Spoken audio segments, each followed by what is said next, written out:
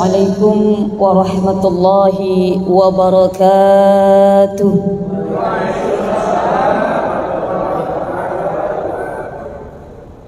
Maaf panitia, sudah disiapin kursi sama meja.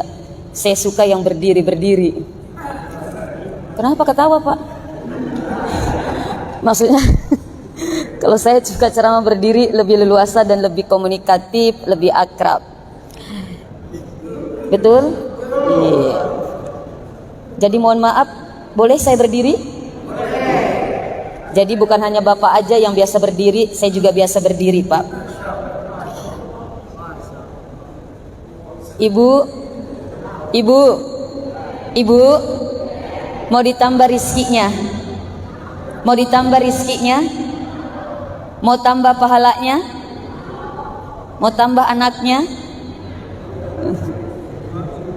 Kalau bapak mau ditambah istrinya? Oh. Yuk yang mau tambah 30 pahala. Assalamualaikum warahmatullahi wabarakatuh.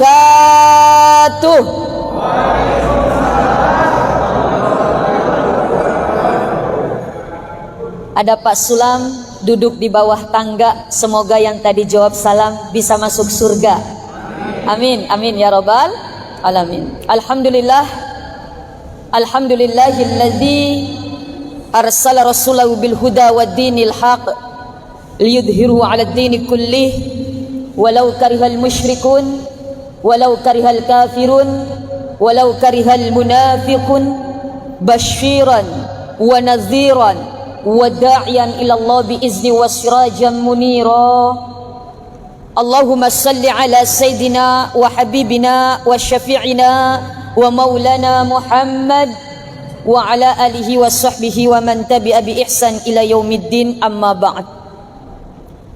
Ibu-ibu, bapak-bapak, hadirin hadirat sidang jamaah Maulid Nabi besar Muhammad sallallahu alaihi wasallam, wabil khusus pengurus DKM Masjid Raya Baruga dan juga panitia yang qadarullah, alhamdulillah dengan izin Allah biiznillah saya pribadi diperkenankan untuk bisa sama-sama sharing, sama-sama kita belajar dan mengkaji tentang Rasulullah. Sama-sama kita lebih mengenal lebih dalam lagi sosok Rasulullah. Mudah-mudahan semakin kita mengenal kepada Rasulullah, mudah-mudahan akan semakin cinta kita kepadanya. Amin, amin ya rabbal alamin. Kenapa kita mesti cinta kepada Rasulullah? Karena jaminannya kata Rasulullah, man ahabbani, barang siapa yang cinta kepadaku, kana ma'i fil jannah, maka dia akan bersama di surganya Allah. Mudah-mudahan kita akan bersama-sama dengan Rasulullah, walaupun kita berbeda level, berbeda tingkatan, minimal kita satu kompleks dengan Rasulullah, yaitu di surganya Allah subhanahu wa ta'ala. Amin, amin ya rabbal alamin. Bapak Ibu hadirin hadirat sidang jamaah Maulid Nabi besar Muhammad sallallahu alaihi wasallam. Tadi kalau kata Bapak Ketua DKM dari Pinrang, katanya ada jamaah yang rindu dengan bahasa Bugis. Kalau saya suruh ceramah bahasa Bugis, Pak Ketua angkat tangan. Karena memang Tania Ugi, Lake Kuji Ugi. Suami saya yang Sulawesi, orang Pinrang. Kalau saya aslinya orang Bogor, Jawa Barat. Mudah-mudahan tidak menyesal mengundang saya ini. Tapi mohon maaf, jadi kalau ceramah suruh bahasa Ugi, depa macani bicara Ugi. Tapi nariko cede macai cede. Jadi mungkin ada sedikit, tapi saya yakin juga di sini mungkin tidak Bugis semua. Ada orang yang bukan Bugis? Ada orang Jawa di sini? Oh ada. Masya Allah banyak. Jadi ya kita dengan bahasa yang secara umum saja, dengan bahasa Indonesia. Walaupun nanti angkat cede, angkat cede. Bapak Ibu hadirin hadirat sidang jamaah peringatan Maulid Nabi besar Muhammad sallallahu alaihi wasallam, semenjak manusia yang pertama diciptakan oleh Allah. Mohon maaf, manusia pertama siapa namanya? Nabi Adam alaihis salam. Ketika Nabi Adam pun diciptakan oleh Allah Subhanahu wa taala, ini Rasulullah sudah dikenalkan oleh Allah Subhanahu wa taala. Bahkan di dalam satu riwayat, ketika Nabi Adam tinggal sendirian di surga, lalu Allah pun menyiapkan sosok pendamping Nabi Adam alaihissalam, yaitu Siti Hawa. Lalu mereka dinikahkan oleh Allah. Menurut satu riwayat, maharnya itu adalah berselawat kepada Rasulullah Nabi besar Muhammad sallallahu alaihi wasallam. Ketika melanggar perintah Allah, Nabi Adam sadar, lalu Nabi Adam pun memohon ampun kepada Allah. Seraya apa? Astaghfirullah bitawassul Muhammad. Kata Nabi Adam, saya beristighfar, meminta ampun kepada Allah dengan bertawassul menyebut nama Muhammad Rasulullah. Lalu Allah bertanya kepada Nabi Adam, "Adam, kamu bertawassul meminta ampun dariku dengan menyebut nama Muhammad, emang kamu kenal Muhammad?" Kata Nabi Adam, "Saya tidak kenal Allah Muhammad." "Lalu kenapa engkau mohon maaf bertawassul kepada Muhammad yang mohon maaf notabene kamu tidak kenal dia?" Apa jawaban Nabi Adam alaihissalam? "Ya Allah, ketika engkau ciptakan saya, wa nafahtah ruhi, lalu engkau hembuskan ruh ke dalam jasad saya, farafa'tu ra'si, lalu aku angkat kepalaku, ketika aku melihat, mohon maaf di bawah arsy ya Allah, aku melihat tulisan la ilaha illallah Muhammadur Rasulullah. Saya tidak kenal sosok Muhammad, saya tidak tahu apa itu Muhammad, saya tidak mengenal seperti apa itu Muhammad, tapi saya yakin di dalam hati saya, nama yang berdampingan dengan namamu ya Allah, pastilah sesuatu yang sangat mulia dan tinggi derajatnya. Maka saya bertawassul kepadamu dengan menyebut nama Muhammad Rasulullah." Masya Allah. Ini belum diciptakan, tapi apa? Nabi Adam sudah mengenal, walaupun secara gamblangnya tidak tahu sosok Nabi Muhammad sallallahu alaihi wasallam. Pak, Ibu, mohon maaf saya tanya, Ka'bah siapa yang bikin? Hah? Kira-kira Ka'bah siapa yang buat? Ada yang tahu? Hah? Nabi Ibrahim. Lalu siapa ada lagi yang jawabannya? Ka'bah siapa yang buat? Nabi Adam. Siapa lagi? Masya Allah. Ka'bah itu yang buat adalah Allah Subhanahu wa ta'ala. Karena di situ apa? Dikatakan wudi'a. Allah ciptakan Ka'bah linnas, untuk manusia. Nah, ketika zamannya Nabi Nuh terjadi banjir bah, sehingga apa? Mohon maaf, menghapus permukaannya Ka'bah, sisa pondasinya saja. Maka pada zaman Nabi Ibrahim, Allah perintahkan Ibrahim, kamu renovasi Ka'bah, Baitullah, kamu renovasi. Sehingga Nabi Ibrahim alaihissalam merenovasi Ka'bah. Selesai merenovasi, lalu beliau berdiri di samping Ka'bah yang kita kenal dengan makam Ibrahim. Nabi Ismail yang kita kenal sekarang di Hijr Ismail, di situ Nabi Ibrahim berdoa, Bismillahirrahmanirrahim, surat Al-Baqarah 129, Rabbana wab'as fihim rasulam minhum. Ya Allah, tolong berikanlah kami, anugerahkan kami, utuslah rasulan, seorang utusan, seorang rasul di sekitar Ka'bah ini, minhum, dari kaum yang ada di sekitar Ka'bah ini, yaitu Makkahul Mukarramah, Quraisy Mekah. Yatlu alaihim ayatika, yang mana nanti Rasul akan membaca segala tanda-tanda kebesaranmu, wa yu'allimuhumul kitaba wal hikmah, dan mengajarkan kepada mereka tentang kitab dan hikmah, wa yuzakkihim, dan membersihkan hati-hati dan jiwa-jiwa mereka. Dalam sejarah peradaban Nabi dan Rasul, satu-satunya Nabi dan Rasul yang dilahirkan di Makkahul Mukarramah hanya Nabi Muhammad sallallahu alaihi wasallam. Jadi kelahirannya sudah diharapkan oleh Nabi Ibrahim. Padahal jarak antara Nabi Ibrahim dengan Nabi Muhammad itu ada 30 generasi.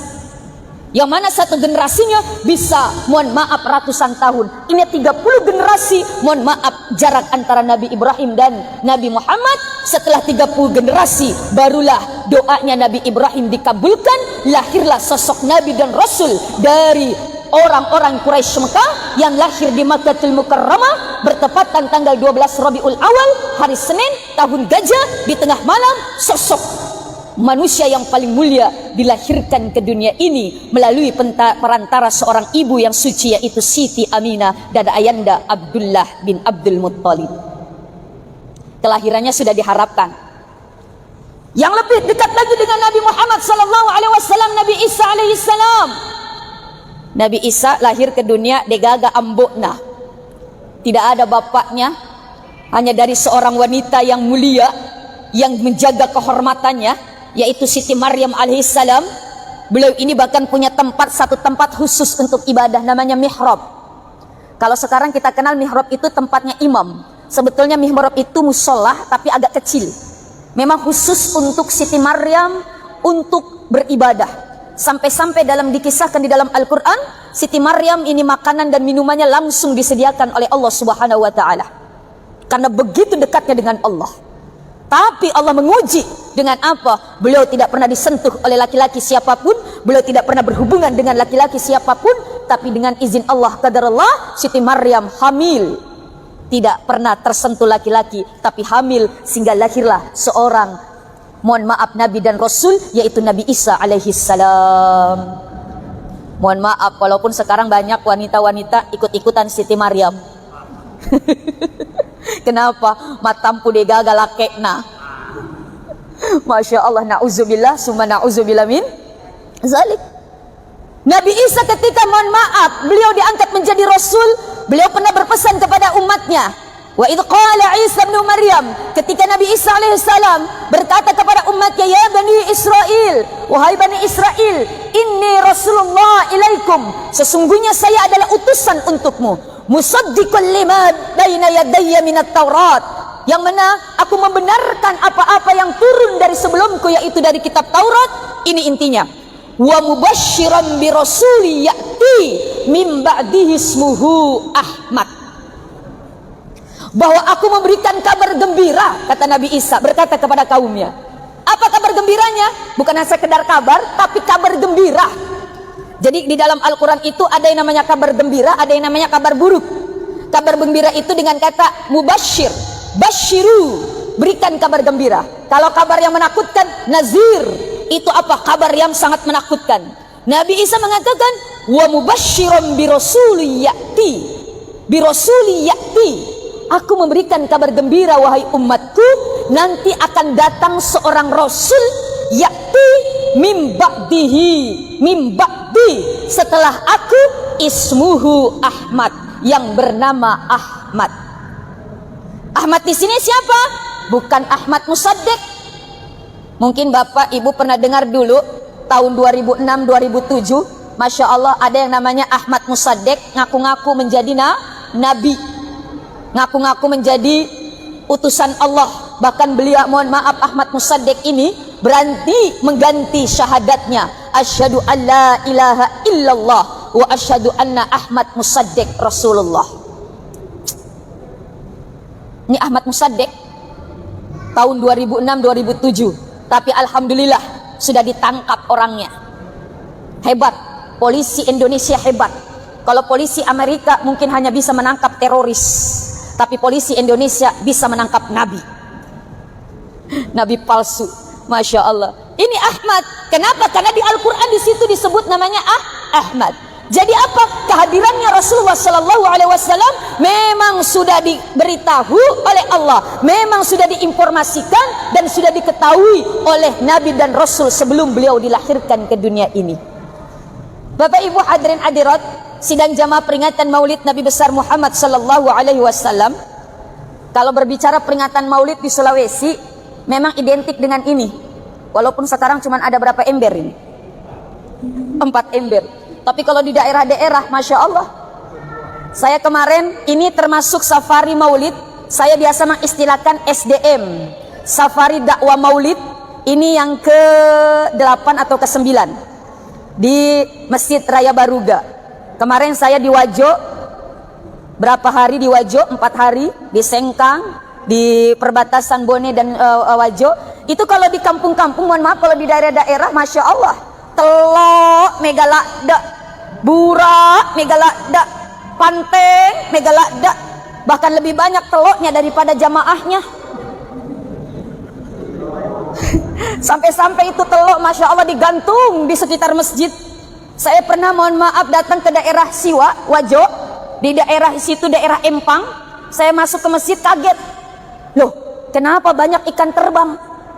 Kenapa? Karena yang ditancap di bura tania telok tapi bale bolu. Ditancap di bura, Masya Allah.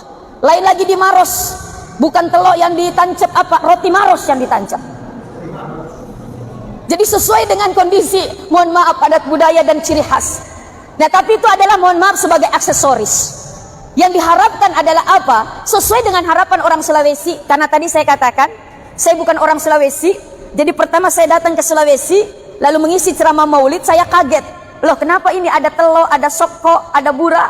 Karena di Bogor, di kampung saya tidak ada seperti itu. Tapi saya dalam hati pasti ada filosofinya orang dulu seperti ini. Masya Allah, ternyata setelah saya cari tahu filosofi atau tujuan orang-orang dulu, kenapa di sini peringatan maulid di Sulawesi ada telok, ada soko, ada bura, ternyata filosofinya luar biasa. Apa? Yang pertama, mereka kenapa pakai telok lalu ditancap di bura? Mereka berharap setelah peringatan maulid, mohon maaf, kita bulatkan tekad kita seperti bulatnya telok. Untuk apa? Kalau di daerah itu ada sokok yang dibungkus dengan daun, namanya lisu kalau tidak salah. Lisu, apa artinya lisu? Kembali, pulang. Bulatkan tekad kita seperti bulatnya telur untuk kembali kepada ajaran Islam yang sebenarnya. Setelah bulat tekadnya, lalu tancapkan dalam hati dengan kuat seperti kita tancapkan telur di bura. Dan bura ini adalah simbol hablum minallah, hubungan vertikal kita dengan Allah. Ini filosofinya orang dulu.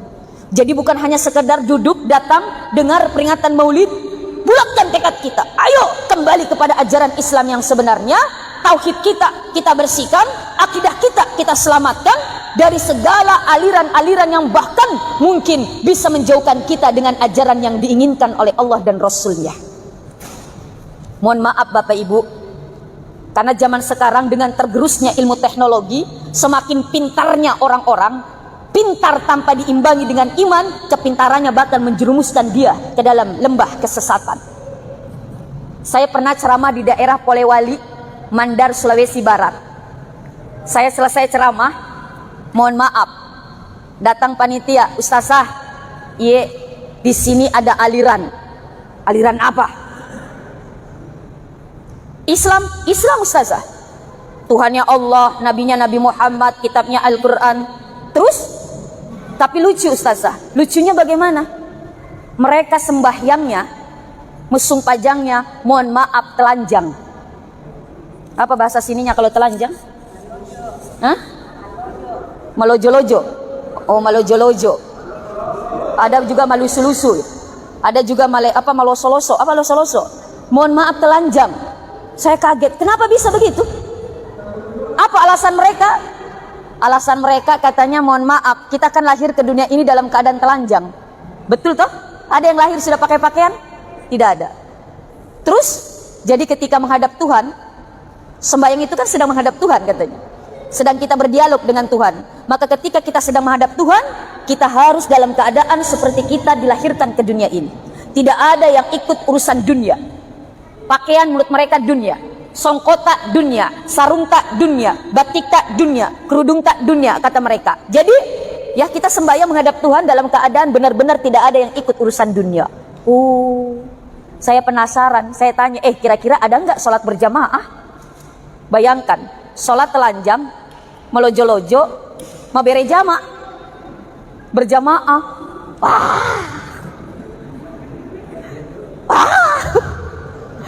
Ya Allah, yang lebih parah kalau ada juga jamaah ibu-ibu ikut sholat berjamaah, barisan di belakang.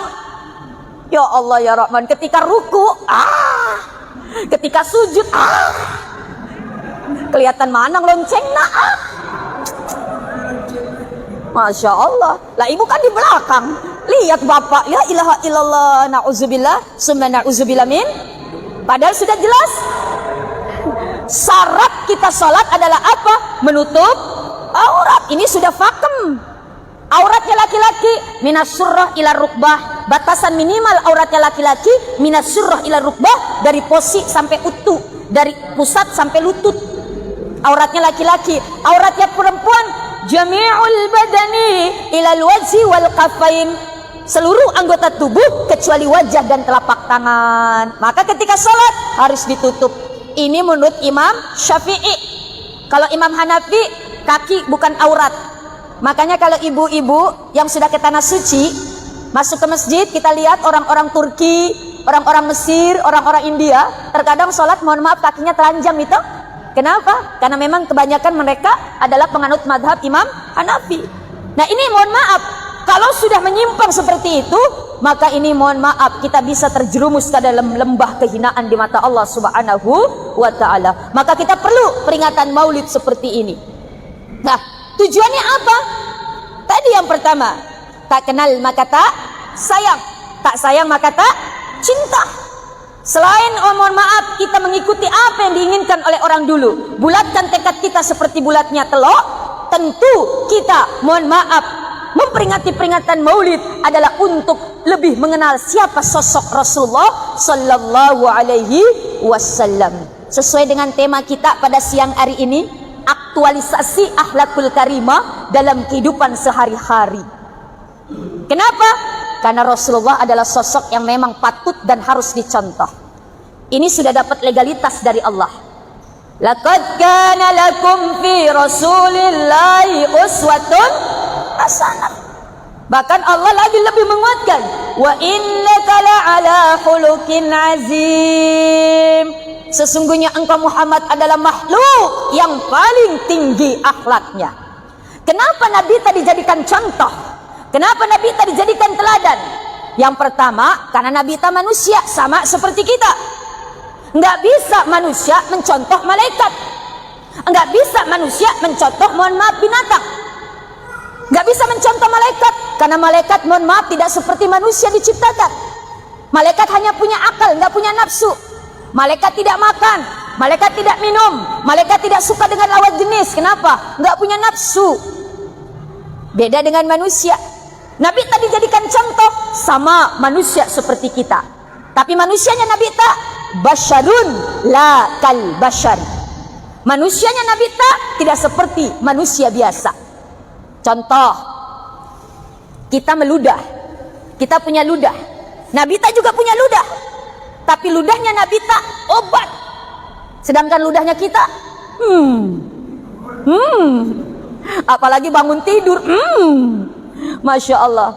Dalam satu kisah Bapak Ibu, sahabat Abu Bakar dengan Rasulullah mau hijrah, bersembunyi di Goa Sur. Sebelum masuk Goa Sur, Abu Bakar bilang, tunggu Suwayyah, tunggu Muhammad, saya masuk dulu. Kenapa? Saya periksa dulu di dalam, barangkali ada binatang-binatang buas, barangkali tidak bersih, saya rapikan dulu di dalam.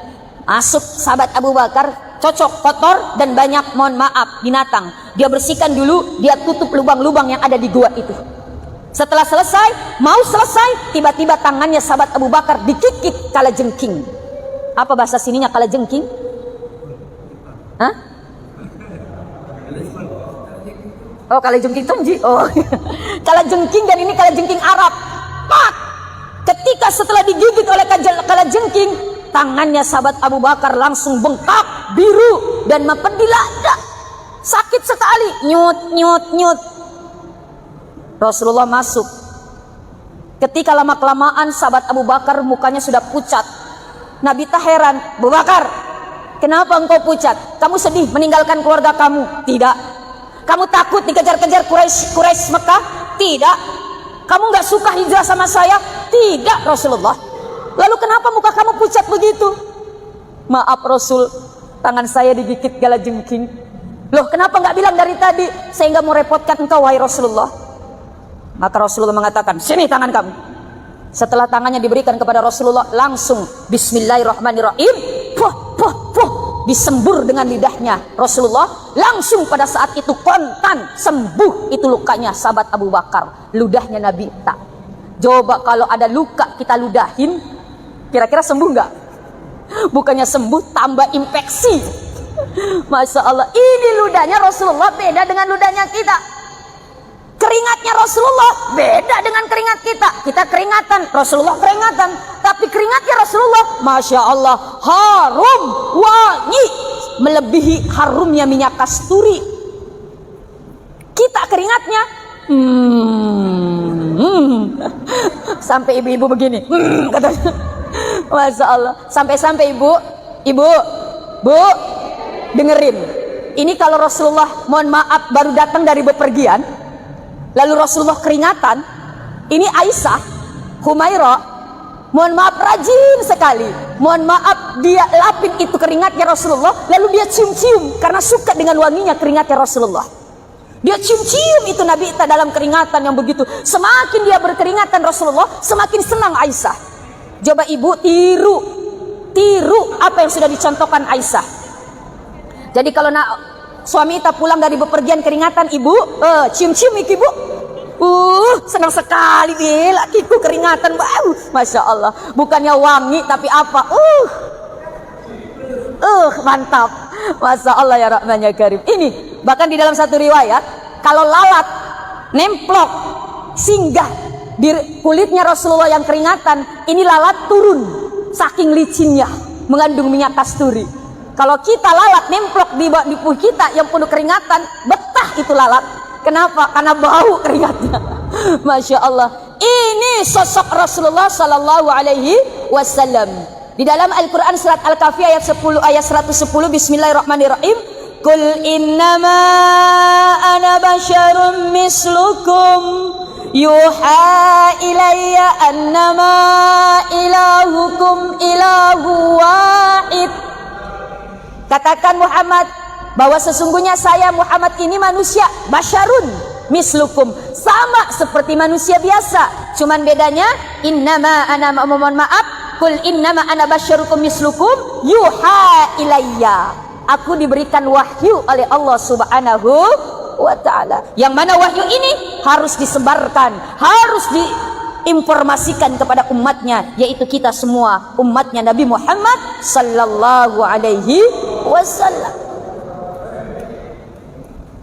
Manusia, beliau adalah sosok yang paripurna.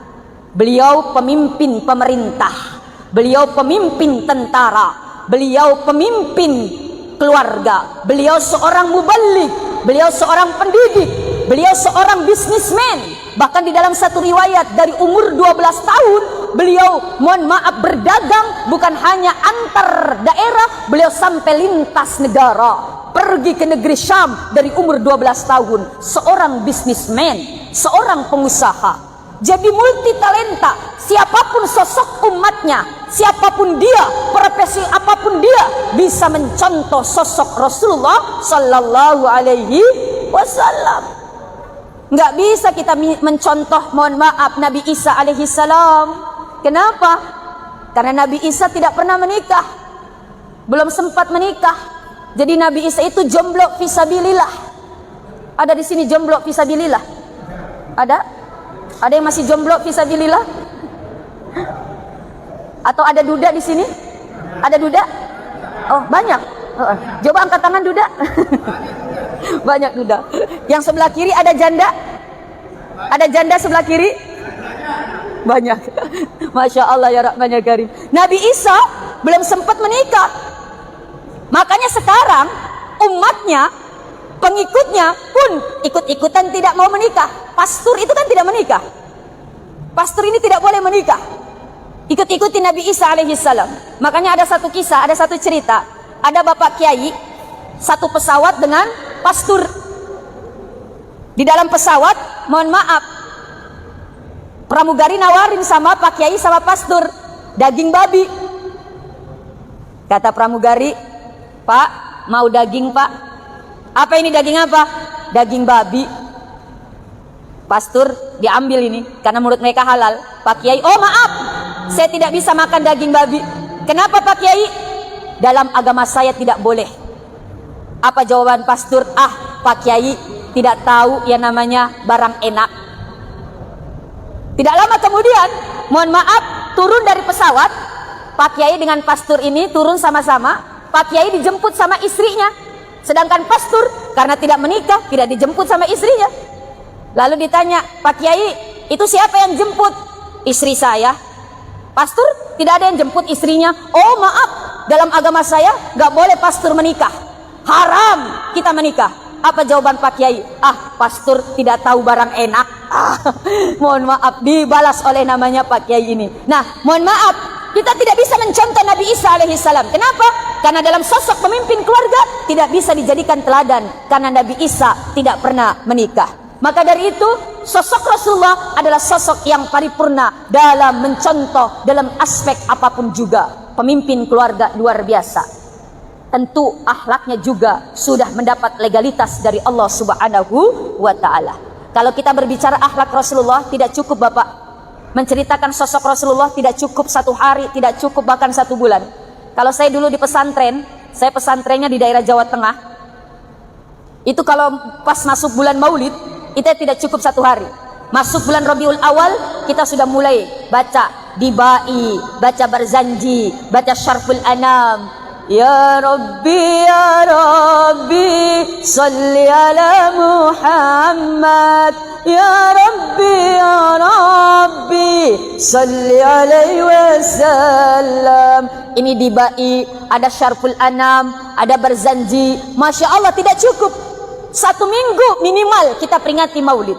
Nah, kalau kita peringati Maulid ini cuma 1 jam, tentu kita tidak bisa mengkupas siapa sosok Rasulullah Sallallahu Alaihi Wasallam. Tapi minimal kita angkat akhlaknya Rasulullah ini ada 3 akhlak Rasulullah yang mohon maaf kita patut belajar dari beliau. 3 ini kita rangkum dengan S3. S3 ini bukan S3 doktor, tapi S3 di sini apa? S yang pertama, akhlakul karimah yang bisa kita contoh adalah sabarnya Rasulullah Sallallahu Alaihi Wasallam. Beliau ini makhluk yang paling sabar, sesabar-sabarnya. Beliau pernah dijebak oleh pamannya Abu Lahab. Abu Lahab ini nama aslinya Abul Uzza. Dia panggil asistennya, panggil Muhammad ke rumah saya, katakan pada keponakan saya bahwa pamannya Abu Lahab, Abu Uzza sedang sakit. Suruh tengok dia. Akhirnya apa? Asistennya Abu Lahab datang kepada Rasulullah. Muhammad, paman Anda sedang sakit. Anda dipanggil. Tolong tengok dia. Tolong jenguk dia. Baik. Padahal apa? Ini Abul Uzza, Abu Lahab sedang menyusun satu strategi untuk mencelakakan Rasulullah. Dia buat lubang dekat tempat tidurnya. Setelah dibuat lubang, ditutup dengan daun kurma sehingga tidak kelihatan. Dengan harapan nanti ketika Nabi Muhammad menjenguk dia, Nabi Muhammad masuk ke lubang itu. Saking jahatnya ini pamannya. Lalu Nabi tak tergesa-gesa datang kepada pamannya. Ternyata belum sampai, tinggal beberapa langkah lagi ke lubang tersebut, Rasulullah mendapatkan informasi dari malaikat Jibril alaihissalam. Muhammad, berhenti kamu. Jangan kau teruskan. Kenapa? Karena di situ ada lubang yang akan menjebak kamu. Sehingga apa? Nabi tak tidak jadi, mohon maaf, untuk melanjutkan perjalanannya. Nabi Muhammad pulang lagi. Ternyata ketika Nabi Muhammad pulang lagi, Abul Uzza, Abu Lahab ini pun mohon maaf tergesa-gesa memanggil, Muhammad sini, Muhammad sini. Ternyata Abu Lahab jatuh di lubang yang dibuat sendiri. Masya Allah. Makanya ada istilah Bapak, Pak, man hafara hufratan waqa'a fiha. Barang siapa yang menggali lubang, maka dia akan jatuh ke lubang tersebut. Maka Bapak jangan suka mencelakakan orang. Nanti akibatnya kita pun akan dicelakai oleh orang. Jamaah, Ibu, fokusnya ke situ ya, nggak fokus ke saya ya. Masya Allah ya Rahman ya Karim. Padahal di situ juga ada gambar saya. Mohon maaf, bagusan mana yang asli sama gambar Bapak Ibu? Gambar katanya. Karena diedit, Masya Allah ya Rahman ya Karim. Ini sabarnya Rasulullah SAW. Makanya orang-orang yang sabar Bapak Ibu, Allah mengatakan, wa basyiris sabirin. Berikan kabar gembira kepada orang-orang yang sabar. Apa kabar gembiranya? Siapa orang yang sabar? Ulaika alaihim salawatum min rabbihim wa rahmah. Orang-orang yang sabar itu adalah orang-orang yang ketika diberikan musibah. Mohon maaf, berbicara musibah bukan hanya kematian, apapun bentuk yang kita rasakan tidak menyenangkan, itu adalah musibah. Makanya kalimat inna lillahi wa inna ilaihi rajiun bukan hanya untuk orang meninggal saja. Terkadang kita salah kaprah, ucapkan inna lillahi kada orang meninggal saja. Padahal apa? Setiap kecelakaan, setiap musibah itu adalah satu musibah. Yang tidak menyenangkan itu musibah. Maka kata Allah, qalu inna lillahi wa inna ilaihi rajiun. Ada musibah, ucapkan inna lillahi wa inna ilaihi rajiun. Ada kecelakaan, nggak mesti yang celaka mati atau tidak. Inna lillahi wa inna ilaihi rajiun. Ada kebakaran, inna lillahi wa inna ilaihi rajiun. Ada yang kecurian, inna lillahi wa inna ilaihi rajiun. Ada suaminya diambil orang, inna lillahi wa inna ilaihi rajiun. Suaminya nikah lagi, inna lillahi wa inna ilaihi rajiun. Saya tanya, Bu, kalau suaminya nikah lagi musibah atau anugerah? Saya tanya, musibah atau anugerah? Musibah. Jadi kalau ada suami kawin lagi, inna lillahi wa inna ilaihi rajiun. Tapi kalau saya tanya bapak kalau nikah lagi musibah atau anugerah, Pak? Kalau anugerah apa yang diucapkan? Masya Allah. Ya Allah ya Rahman ya Karim.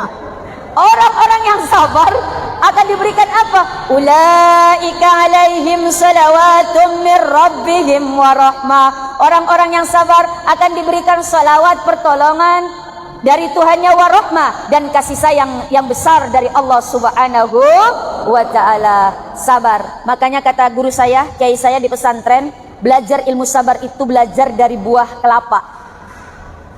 Bagaimana maksudnya? Orang yang mohon maaf ambil pohon kelapa itu kan pasti naik. Tak. Tidak gampang. Setelah naik kelapa ini dipetik. Tak. Setelah dipetik kelapa diapakan Bapak Ibu? Dijatuhkan dulu dari ketinggian. Pak. Kalau kelapa bisa ngomong, aduh sakit. Selesai dijatuhkan dari ketinggian, ambil parang dikupas. Hak. Ibarat rambut dijambak-jambak. 2 siksaan. Selesai dibuka serabutnya, ambil lagi parang, dibuka tempurungnya. Pak. 3 siksaan. Setelah terbuka tempurungnya, ambil lagi pisau, dikupas. Hak. 4 kali siksaan. Setelah dikupas putih, diapain lagi? Diparut. Setelah kecil-kecil diparut, berhenti nggak siksaan? Diapain lagi, Bu? Diperes. Masya Allah. Setelah bertubi-tubi dijatuhkan dari ketinggian, dibuka serabutnya, dibuka tempurung, dikupas, diperes, diperes. Tapi apa yang diberikan? Santan. Setelah bertubi-tubi disiksa, apa? Santan. Kelapa setelah disiksa bertubi-tubi, yang diberikan adalah santan. Bermanfaat bahkan untuk orang yang menyiksanya. Betul? Artinya apa? Kalau kita sabar terhadap ujian bertubi-tubi, tapi kita tetap survive, kanan, kiri, atas, bawah, belakang, depan, Allah uji, kita sabar, maka yakinlah ada sesuatu yang indah yang akan Allah sediakan untuk kita. Innallaha ma'as sabirin. Allah akan bersama dengan orang-orang yang sabar. Ini akhlak Rasulullah yang patut kita tiru, sabar. Walaupun kita dihina, diremehkan, bahkan Rasulullah mengajarkan ketika ada orang menyiksa, menyakiti kita, maka balas sakit hati dengan kebaikan. Rasulullah dilempari kotoran dari atas, senyum. Rasulullah dilempari dari kotoran dari atas, senyum. Tapi ketika yang melempari kotoran itu sakit, Rasulullah tidak bilang, rasain lo, cida lo. Tidak. Tapi apa? Rasulullah datang menjenguk orang yang menyakitinya, bahkan karena keramah lembutan, karena kemurahan hati, Rasulullah pun bisa memasukkan Islam orang yang menyakitinya. Kenapa? Balaslah sakit hati dengan kebaikan. Namanya ini ihsan. Sabar. Yang kedua, yang kedua adalah apa? Akhlak Rasulullah, yaitu dengan pandai bersyukur kepada nikmat Allah. Ibu, biasa ki madereke, bahasa Bugis madereke itu mengeluh, biasa menoko-noko, bahkan marah-marah. Saya tanya, ibu, biasa cium tangan suami tak?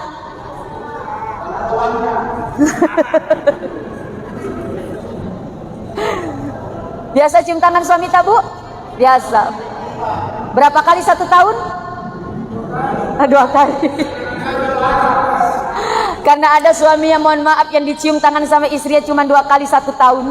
Idul Fitri sama Idul Adha, itu pun hanya acting. Kenapa? Mau posting di media sosial. Hai guys, saya mau sungkem sama suami guys. Cium tangannya, Bu, sebagai bentuk rasa syukur kepada nikmat Allah. Khususnya ketika suami kasih uang belanja, kasih uang nafkah.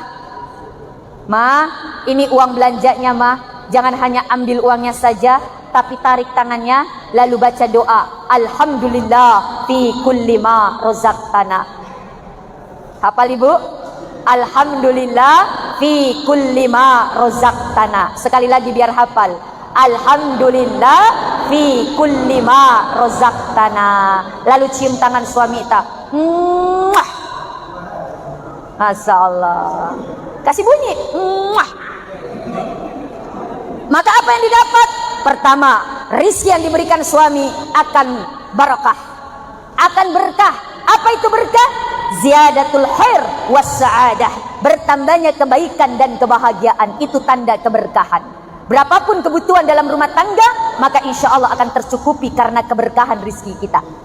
Yang kedua, Ibu, suami dicium tangannya, maka ibu dapat pahala seperti pahala orang yang mencium Hajar Aswad. Allahu Akbar. Sekarang cium Hajar Aswad susah, betul Pak? Masuk ke tanah suci susah, apalagi cium Hajar Aswad. Nah, kita bisa dapat pahala Hajar Aswad dengan mencium tangan suami kita. Pulang dari sini, Bu, minta memang tangan suami tak, Bu? Assalamualaikum, waalaikumsalam, Pak. Mana tangan tak, Pak? Kenapa mana tangan tak? Sudah dikasih tangannya, cium iki yang banyak. Paling kaget laki tak, Ibu. Masya Allah ya Rahman ya Karim. Kalau Bapak mau juga dapat pahala Hajar Aswad, Pak? Mau? Kalau Bapak ingin dapat pahala Hajar Aswad, sering-sering Miki cium kening istri tercinta. Masya Allah. Jangan cium kening istri tetangga. Kalau cium istri tetangga bukannya pahala, malah dosa. Mohon maaf, ini saya dapat keterangan ini ketika saya belajar kitab Uqud Delijen karangan Imam Nawawi Al-Bantani di pesantren. Ini ustaz saya menceritakan demikian. Mencium Hajar Aswad dapat pahala apa? Mencium tangan suami dapat pahala Hajar Aswad, mencium istri mendapatkan pahala Hajar Aswad. Maka bahagialah ibu atau bapak yang punya Hajar Aswad. Apalagi kalau Hajar Aswadnya ada 4, Pak.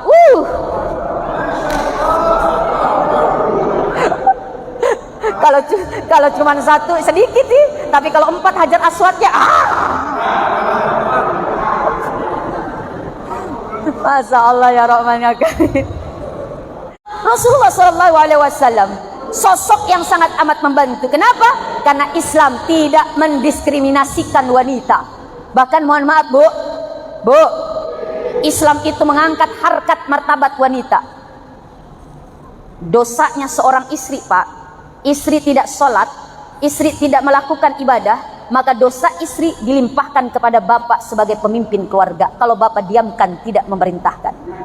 Ar-rijalu qawwamuna 'alan nisa. Ketika Rasulullah wafat sakaratul maut, dicabut nyawanya dari, kalau bahasa uginya, Indo aja. Caca miga, jempol kaki naik ke atas. Ummati, ummati, ummati. As-salah, as-salah, as-salah. Naik lagi ke atas. Ummati, alaikum bis-salah. Naik lagi ke atas. Ummati, alaikum bis-salah wa ma malakat aymanukum.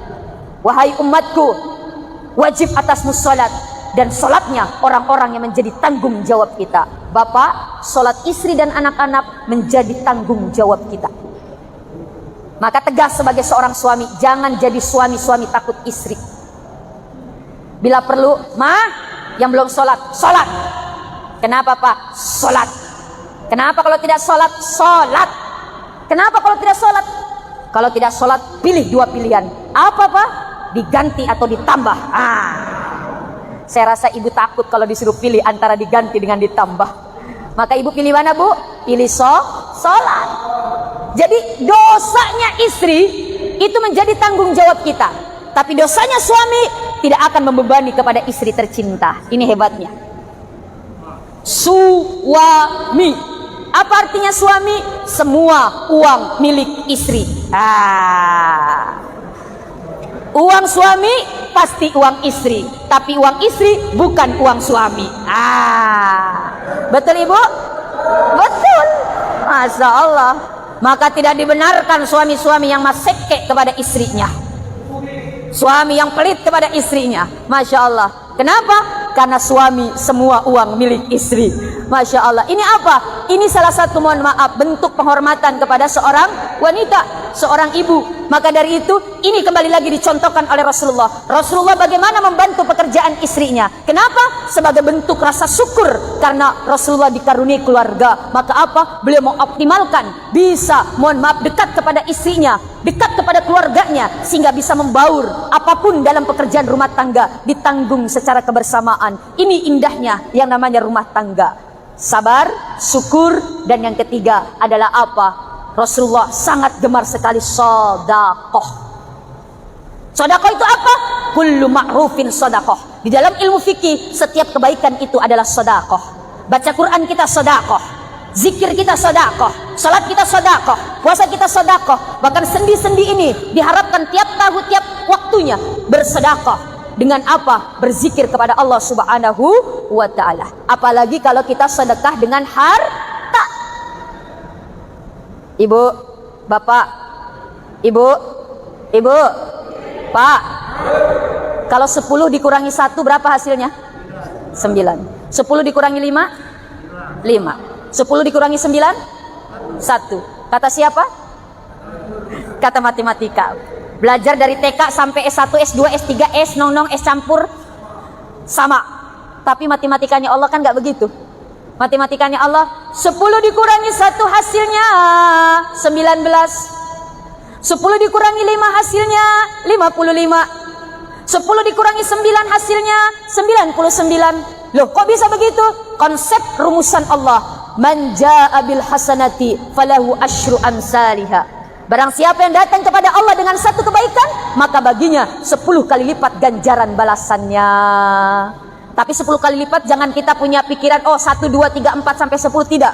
Kelipatan 1 sampai 2, bahkan mohon maaf membutuhkan waktu 1000 tahun karena begitu panjangnya kebaikan tersebut.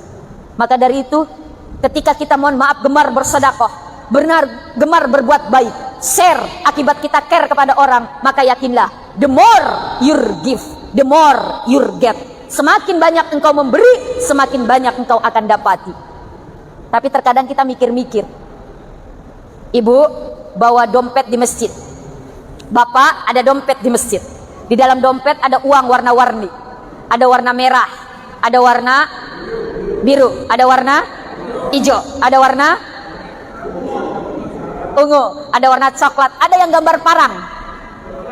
Berapa itu gambar parang? 1000. Masuk ke masjid, duduk, tiba-tiba kotak amal lewat di hadapan kita. Jujur, jangan ada dusta di antara kita. Kira-kira yang keluar dari dompet ibu dan bapak uang yang mana?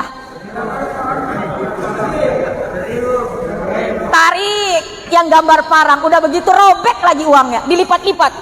Lihatin, tidak dilihat orang. Masuk, bela diri dalam hati. Biar CD, biar sedikit, yang penting ikhlas. Betul? Tapi lebih bagus banyak dan ikhlas. Karena kata Rasulullah, rizki kita sebenarnya hanya 3 Bapak Ibu. Apa rizki kita yang 3? Yang pertama, ma'akalta. Apa yang sudah kita makan lalu jadi kotoran, itulah rizki kita. Ini kotak di hadapan Bapak isinya apa? Kotak di hadapan Bapak isinya apa? Nasi dos. Sudah dimakan semua? Baru 1. Oh, emang berapa bagiannya? Masya Allah, tabarakallah. Di hadapan saya kok nggak ada ya? Mohon maaf, yang masih di kotak belum masuk ke mulut, belum tentu rizki kita. Betul? Yang sudah masuk ke mulut lah, itulah rizki kita. Makan nasu peleko, keluar jadi kotoran. Makan telok, keluar jadi kotoran. Makan balai rako, keluar jadi kotoran. Nggak mungkin makan telok, keluar telok. Jadi apa yang kita sudah makan, itulah jadi kotoran. Lalu yang kedua, ma labista, apa yang sudah kita pakai lalu usang, itulah rizki kita. Bapak, mohon maaf sudah pakai pakaian batik, itulah rizki kita. Yang sudah kita gunakan, itulah rizki kita. Yang belum kita gunakan, yang masih disimpan di lemari, belum tentu rizki kita. Makanya ibu, kalau beli kerudung mahal, beli baju mahal, langsung dipakai, jangan disimpan-simpan. Kenapa? Belum tentu rizki kita. Ada ibu ditanya, Bu, kenapa kerudung tak tidak dipakai? Nanti pi lebaran baru dipakai. Ya Allah, ternyata belum sampai lebaran, innalillahi wa inna ilaihi rajiun. Jadi rizkinya siapa? Rizkinya keluarga tak. Bisa jadi rizkinya bemor laki tak, istri mudanya suami tak. Mau menikah lagi suami tak, sibuk cari mahar. Apa ya mas kawinnya? Wah, lihat di lemari, ada kerudung baru. Ini aja jadi mahar. Saya terima nikahnya Pulana binti Pulan dengan mas kawin, seperangkat alat sholat yang dibeli oleh istri saya yang sudah meninggal dunia karena Allah. Sah. Masya Allah. Ada bapak beli mobil baru, nggak dipakai-pakai mobilnya. Masya Allah ya Rahman ya Karim. Alasannya nanti lecet, nanti rusak, nanti lecet, nanti kotor. Masya Allah. Belum sempat dipakai, meninggal dunia. Kira-kira mobil barunya rizkinya dia bukan? Bukan. Jadi rizkinya siapa? Kalau bahasa Bugisnya lemon benekta. Apa lemon? Laki monri benekta. Apalagi istri tak, mohon maaf, menikah dengan berondong. Dipakai mobil yang kita beli. Di sampingnya ada istri tak. Sambil apa asik kita di dalam kubur. Masya Allah, menangis, gigit jari. Kasihan deh lu. Makanya apa Bapak Ibu, kalau kita punya sesuatu yang bisa dibeli, langsung pakai untuk kebaikan, untuk ibadah. Punya baju baru, langsung pakai. Punya kendaraan baru, langsung pakai ke masjid. Punya mobil baru, langsung pakai untuk silaturahmi. Punya istri baru, ya Allah.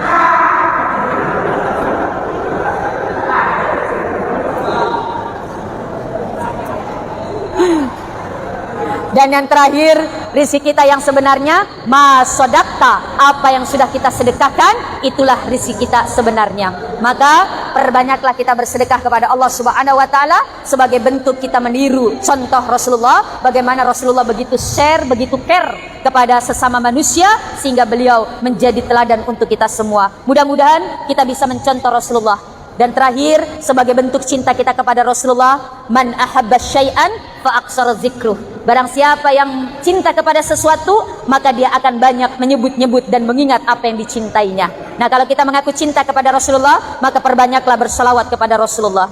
Ya Nabi salam alaika, ya Rasul salam, ya Habib salam alaika, salawatullah alaika, asyraqal badru alaina, fahtafat minhul buduru, misla husnik ma ra'ayna qatu ya wajah sururi. Allah ya Nabi, ya Rasul salam alaika, ya Habib salam, salawatullah. Ibu sambil Nina bobokan anak tak, selawatin anak tak. Jangan sambil Nina bobokan kemana anak dalam kayunan bingung mama mau kemana. Tapi solawatin salatullah salamullah, sambil bikin sambal masak ibu, salatullah salamullah ala taha. Insya Allah sambal yang kita bikin lebih enak. Kalau sambal lebih enak, suami tambah sayang. Kalau sambal lebih enak, suami tidak cari sambelado di tetangga. Alhamdulillah. Sambil bekerja bapak salawatan.